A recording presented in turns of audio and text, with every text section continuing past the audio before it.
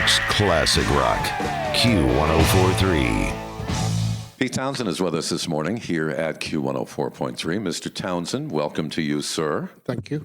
It's a pleasure to have you here, not only because you're very good company, which you are, but you're also one of the most significant composers, lyricists, musicians, and performers of the past more than half century, 61 years. I think that's just because of not dying. No, it's not just because of not dying, even though we're very glad that in 1965 you made a wish that never came true. But going back to 1964, it's the British invasion, and of course I'm talking from an American perspective here. We first hear from you with I Can't Explain. That's right. Nice big hit record, followed up by My Generation in early 1965. And then it was hit after hit after hit after hit. It was Substitute and The Kids Are All Right and Happy Jack and Pictures of Lily and I Can See for Miles and Magic Bus. And in 1967, there was a concept album, The Who Sell Out, which still to this very day captures a moment in time better than almost any record that I've ever heard. But it was about radio. I know, so I had a special love for it. But then came 1969 and Tommy. And now, Pete Townshend, you are no longer just an extraordinary composer and lyricist. You were a composer and librettist. It is amazing. It was a real opera. It wasn't an operatic rock album. It was an opera, an actual opera. And you conceived it in your mind, and it changed popular contemporary rock music forever. I mean, what an extraordinary, and this is before we even get to 1973 and Quadrophenia. I mean, when you were hoping to have that first hit record in 1964, could you even imagine the impact that your band was going to have on the world? No, I didn't. I thought, and I treated The Who then as though we were a punk band. I thought we would be very, very short-lived. When I first started smashing guitars and Keith started smashing drums, I thought, well, it doesn't matter because we'll only be around for a couple of months. And we'll have made our mark, and I can go back to art school and do what I really want to do, which is to make art. And when I first heard Can't Explain on the radio, driving my mum's little yellow van back to Acton where I lived, I changed my mind. You know, I thought, well, I'll do this for as long as I can do it. But I had no conception of how things would unfold. And really, I had no conception about how things could unfold. You know, it was a very exciting time in Great Britain with the whole British invasion of North America underway. And there were a lot of really very exciting musical performers that were coming out of the United Kingdom at the time. That's right. Lots of them. But there were really only a handful that left a major mark on musical history. Just a few.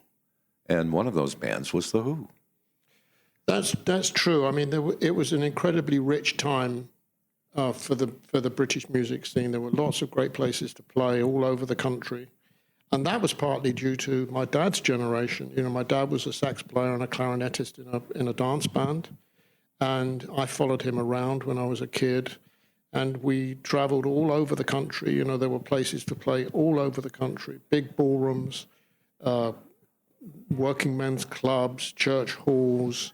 You know, there were just hundreds of clubs. And then in the Who's days, early days, there were the mod clubs. You know, the Mojo Club in Sheffield, the Dungeon Club in Nottingham, Scene Club in London, the Marquee, and all these places where bands could play.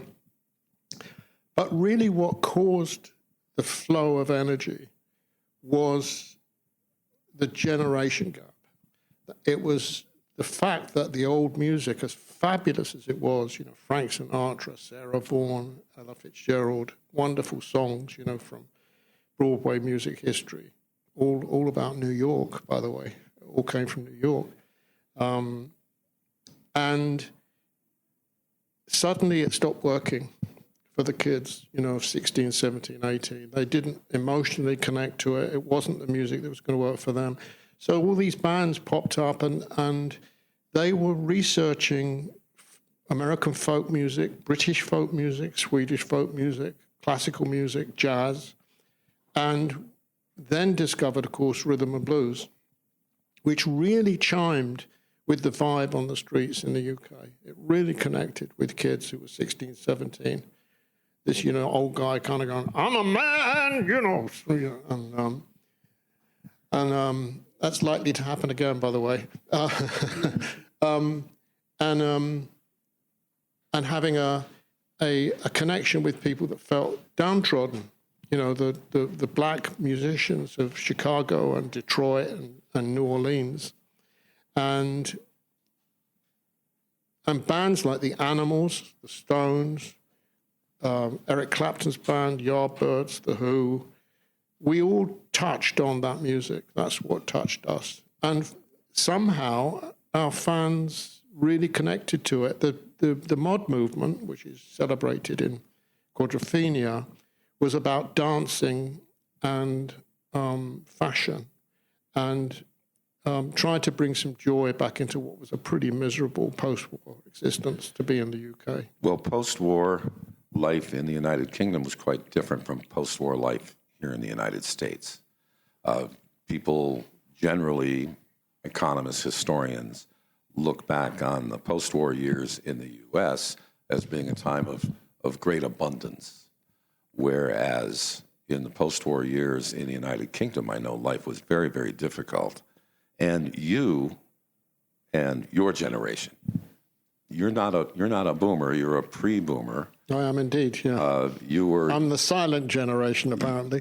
You were the kids of the people who fought in the war and worked in the plants, and you grew up in a time of privation in the United Kingdom.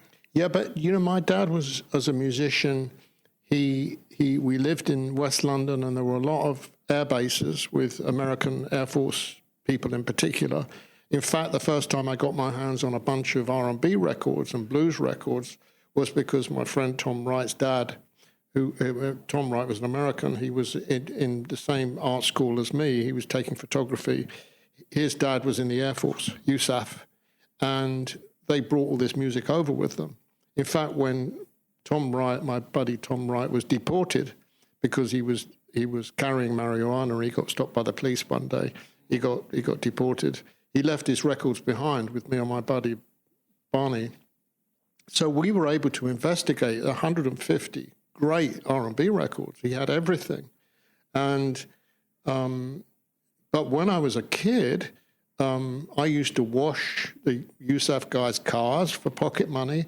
And if I washed an American's car, I got like 50 cents, which then was equivalent to about $10. Mm-hmm. They were so generous and kind. And you're right, the difference was that, if we ate chicken for dinner, it was a big treat.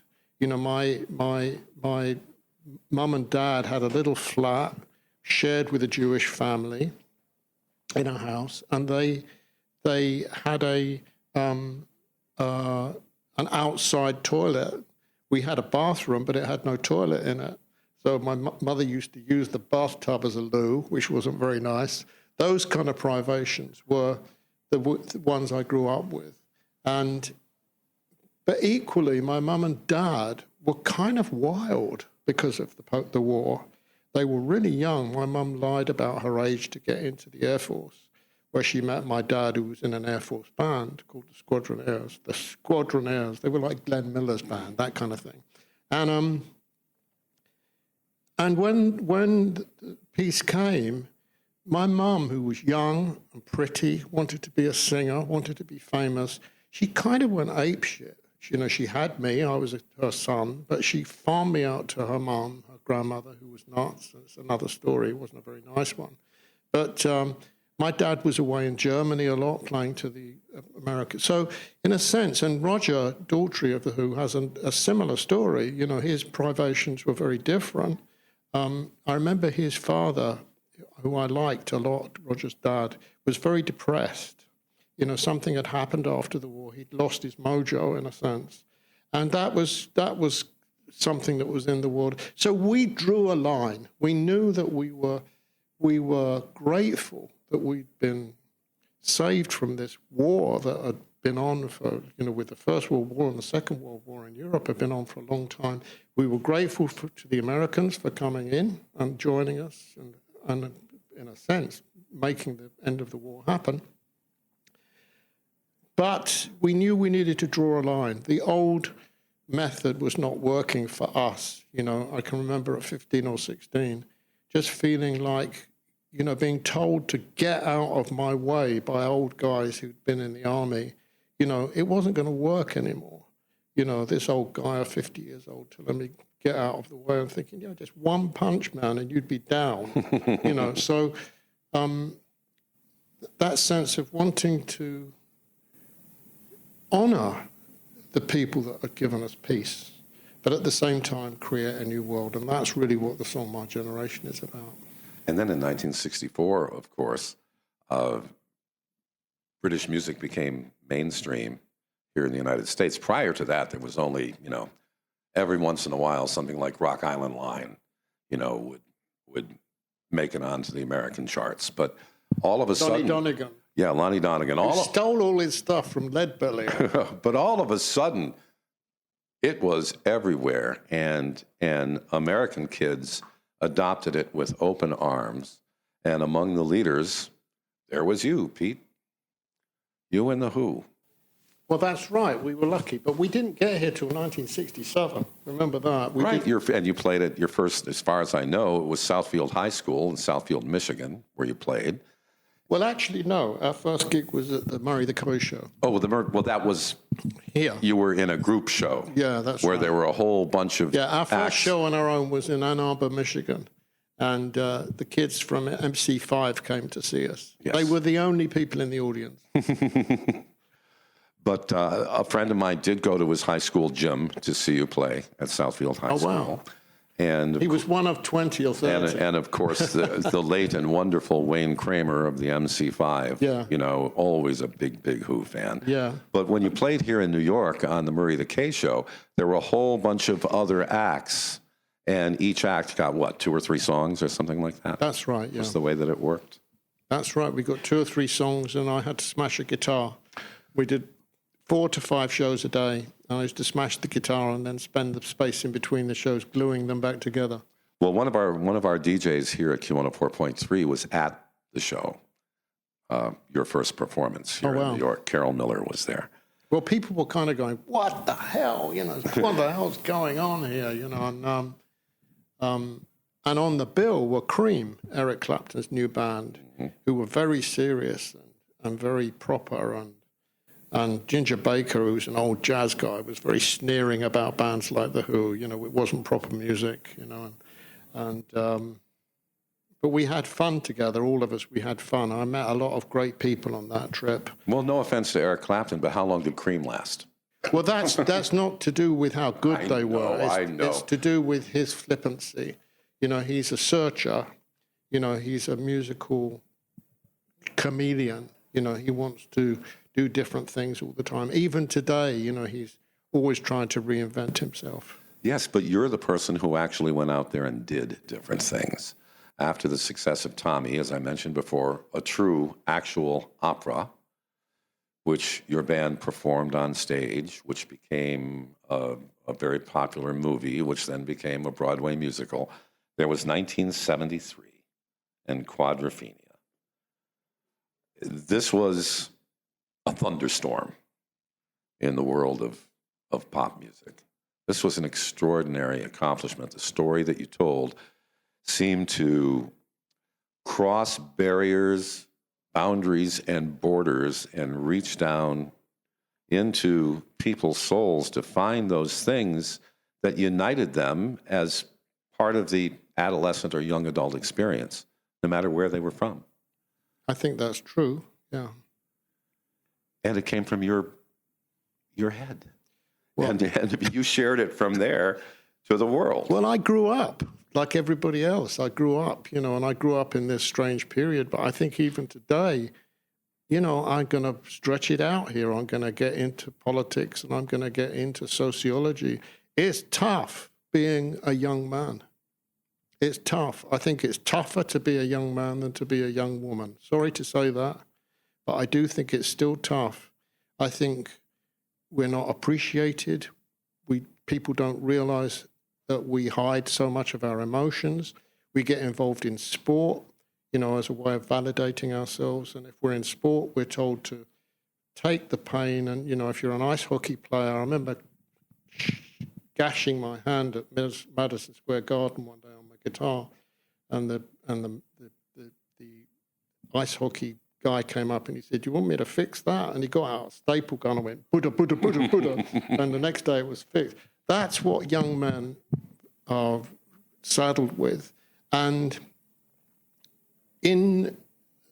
when I was a kid, in a sense, what this is a strange story, what made the mod movement so special was a dance called the twist.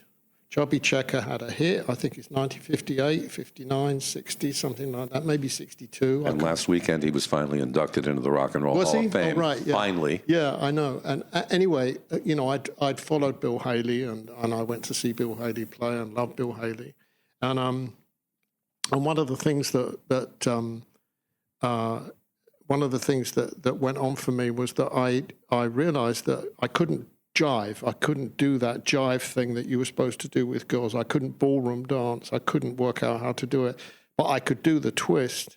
And then suddenly realized, hey, I can dance on my own.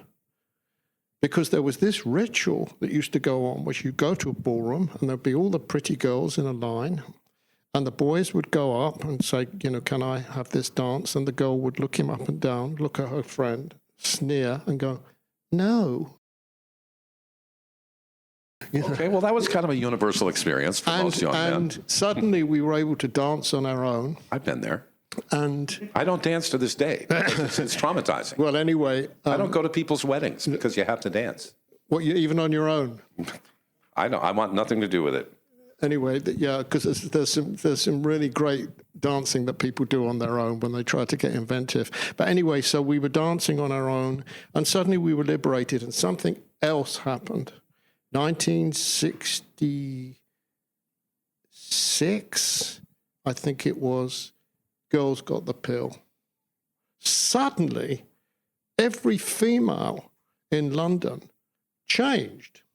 They all became different people.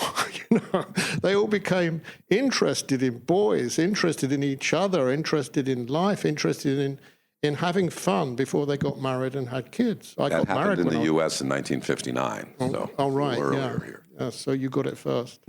Anyway, it made a big difference, and so there were I was in kindergarten. all these changes that happened, which really changed the way that music worked, the way that it had a function. All of a sudden, it wasn't. The music of my dad's era was about let's fall in love, let's be in love. It was all romantic.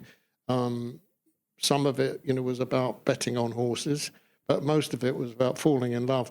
And so for me, in the work that I was doing, I was trying to write music for the kids that I grew up with. So the Who became a band, have to admit this, the Who became a band for boys. And Quadrophenia is about boys. And Quadrophenia, there's the mods and the rockers. And the first that we really heard of those terms was in 1964 in the movie A Hard Day's Night, when a reporter asked Ringo Starr, "Are you a mod or are you a rocker?" Oh, he said, right. "I'm a mocker." We didn't have those terms here in the United States. Those were British terms.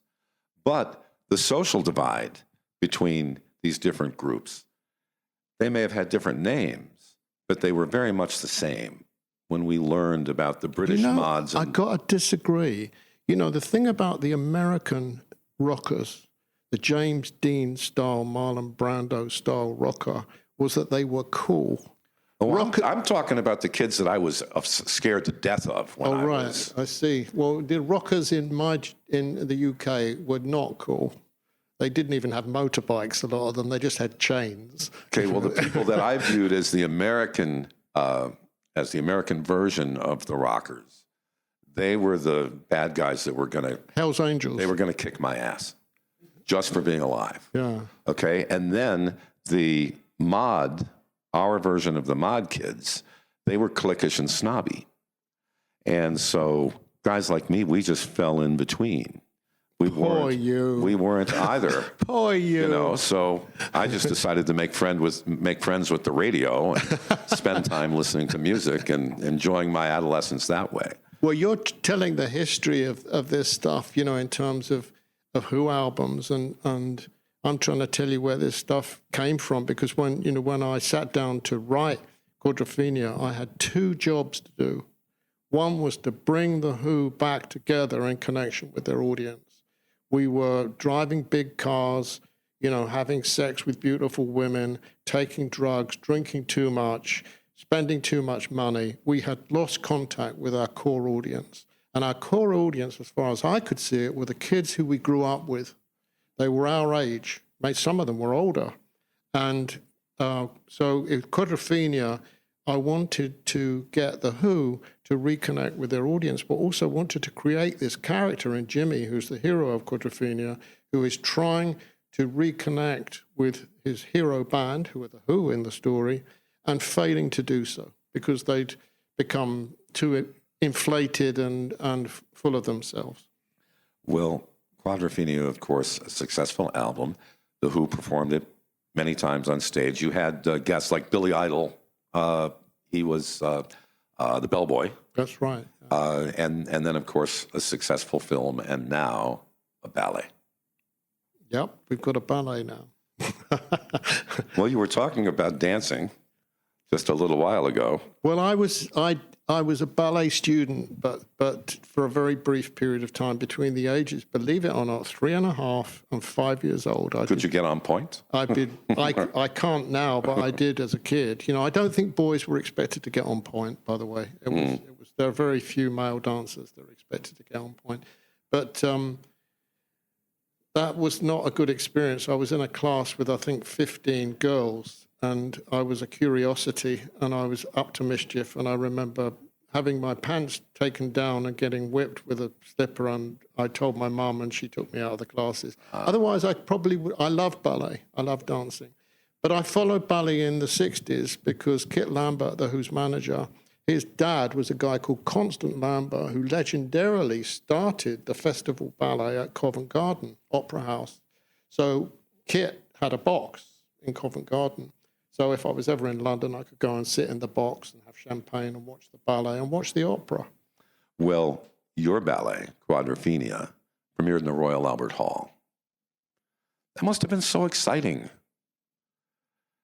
I mean, this is historic. I mean, look at Quadrophenia, all the different varieties of performance for this very personal work of yours, and now you're bringing it to the world in a new way. Well, what's interesting about the ballet, when I first saw it in workshop, bunch of young guys, you know, guys in their 20s and a couple of girls in their 20s, dancing this stuff, it suddenly came to life in a new way. It belonged to them and not to me and not to rock history. It belonged to them and not to the Who. It belonged to them and not to Who fans. It became something which they inhabited and they brought to life in a new way. And when I watch the dancers dance now, Quadrophenia has a new function. I've always felt that art has to have a function, you know, so this has been and it was a shock to me because I didn't think, I knew people could dance to it, but I didn't realize how pure it would be, how effective it would be. It's really moving. I think I'm a huge fan of the show. It's a great show, but I'm also a huge fan of the company, the dancers. We were so lucky to be able to bring our dancers from the UK over here. Thank you, President Trump. We were happy to be able to bring them over. And they got visas, and we got visas for some of our crew, because the London show was a show it was special because I suppose it was based in London, you know, where Quadrophenia was originally Yes. born. It had an echo. It has an echo. Well, Quadrophenia, the ballet, opens tomorrow, City Center, 4 performances only. There are, from what I've been told, a few tickets that are left. They might be gone in the next 5 minutes. But we've heard nothing but the most wonderful news about this particular production. Well, I'm glad to hear that. I hope it's not been hyped too much because, of course, people will want to make up their own minds. And this is a bit of a hybrid. It's a mixture of orchestral music based on the Who's album and traditional dance. But it's the Paul Roberts tragic story. Paul Roberts is the choreographer. He'd worked with lots of famous artists in the past, Diana Ross, Harry Styles, and he came in to do this. He's an ex-ballet dancer himself. The director is Rob Ashford, is an ex-ballet dancer, and they came in as a team to bring this thing to life. But halfway through the last final week of rehearsals, Paul Roberts, the choreographer, his cancer, he'd been developing cancer. He died. So he's not with us in New York. So this is a bit of a celebration for us. He did such amazing work. And it brings tears to our eyes to think about the fact that he's unable to see this because this was his creation, too, in a sense. Well, one of the unique roles that artists play is they create things that outlive them on this earth. That's right. And that's so true. Inspire people who come later. Pete Townshend, one of the greatest artists. I mean, you were thinking, oh, maybe I could have a hit record or two. Here it is, 61 years later, with a brand new production for New Yorkers opening tomorrow night at City Center. Thank you for spending time with us here. Oh, thanks for having me. And thanks for helping me talk about Quadrophenia in particular. New York's classic rock, Q1043.